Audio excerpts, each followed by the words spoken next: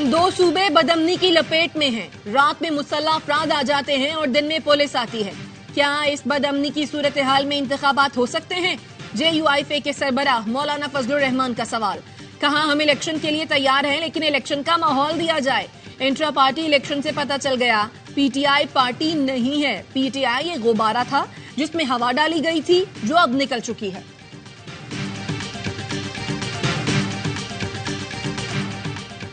इंतखाबात को मुतनाज़ बनाया गया तो जो हुकूमत बनेगी वो डिलीवर नहीं कर सकेगी। अवाम के वोटों से वजूद में हुकूमत ही मसाइल से निकाल सकती है। रहनुमा पीपल्स पार्टी राजा परवेज अशरफ कहते हैं, इलेक्शन अमल कमजोर करेंगे तो मसाइल से कैसे निकलेंगे। इलेक्शन कमीशन काम न्यूट्रल होकर तमाम जमातों को लेवल प्लेइंग फील्ड देना है।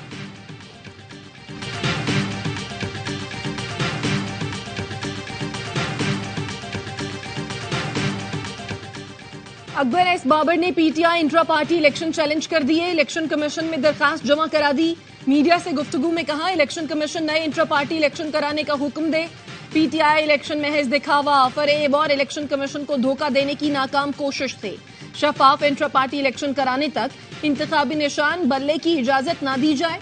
हम बल्ले को बचाने निकले हैं। माहिर कानून हामिद खान कहते हैं, PTI के इंट्रा पार्टी इलेक्शन मशकूक नहीं, ये इंतखाबात ऐसे ही हैं जैसे दूसरी जमातों के हुए।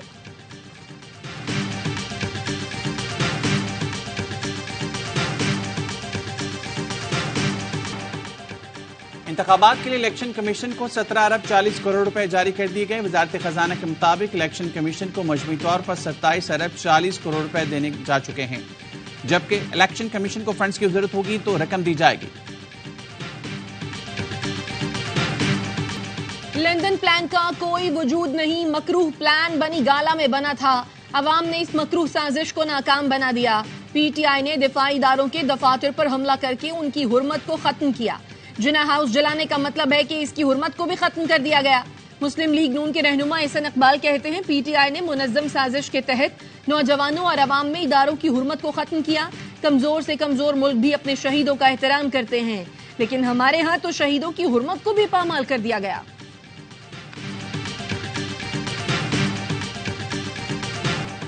इलेक्शन कमीशन ने बानी चेयरमैन PTI की नाअहली के लिए दरख्वास्त पर फैसला महफूज कर लिया। वकील शुएब शाही ने मौक़िफ़ अपनाया, इंट्रा पार्टी इलेक्शन का रिकॉर्ड जमा करा दिया। पार्टी का नया चेयरमैन आ गया।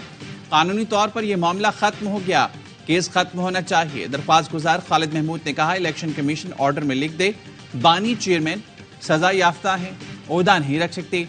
चीफ इलेक्शन कमिश्नर का कहना था, बानी PTI ने इलेक्शन लड़ा ही नहीं, इस पर हम कुछ नहीं कह सकते।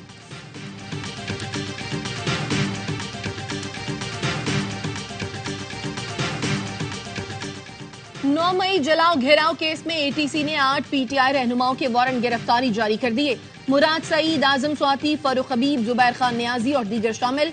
मुल्जिमान के खिलाफ थाना सर्वर रोड में मुकदमा दर्ज है।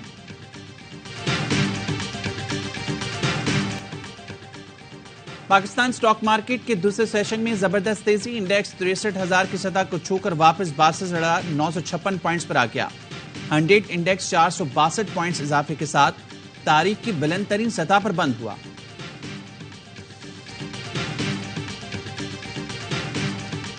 पेशावर में वर्सिक रोड पर धमाका, 3 बच्चों समेत 7 अफराद जख्मी हो गए। पुलिस मोबाइल धमाके से बाल बाल बच गई। IED धमाके में 4 किलो बारूद इस्तेमाल हुआ। SSP ऑपरेशंस पेशावर के मुताबिक धमाका पुलिस मोबाइल की गश्त के दौरान हुआ। बम डिस्पोजल स्क्वाड और स्पेशल यूनिट की इब्तदाई तहकीकात के मुताबिक धमाका खेज मवाद कॉन्क्रीट ब्लॉक में नस्ब किया गया था।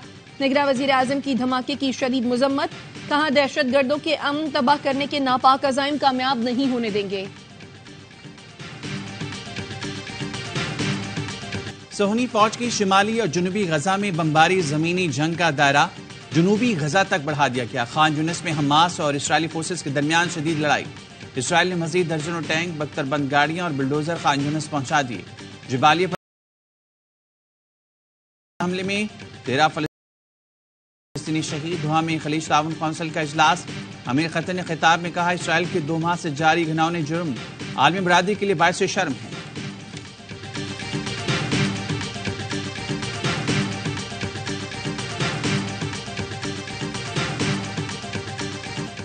और DA डीएचए सिटी कराची में ट्रांसफर और रिकॉर्ड ऑफिस की इफ्तिताही तकरीब।